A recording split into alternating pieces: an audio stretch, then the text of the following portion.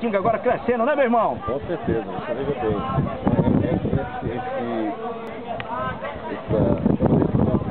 As coisas aconteceram no esporte do Taitinga, principalmente no futebol, onde nós temos aí o presidente da Câmara, o João Roberto, vereador, que tem se empenhado no dia a dia para que possamos, para que pudéssemos chegar até o final desse campeonato. Veja bem, o sorte Taitinga se destacou e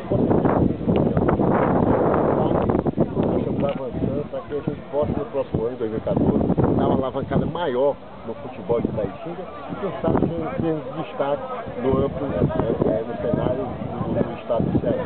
Isso é fundamental.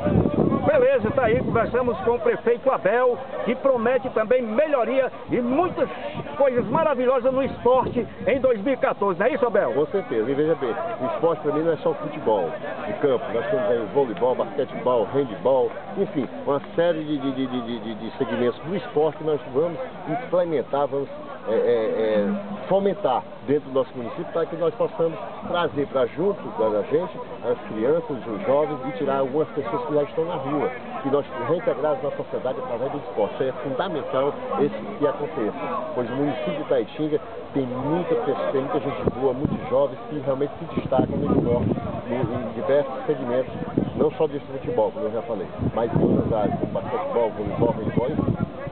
Isso aí é que nós queremos, trazer o povo para junto da gente. E é o esporte fundamental.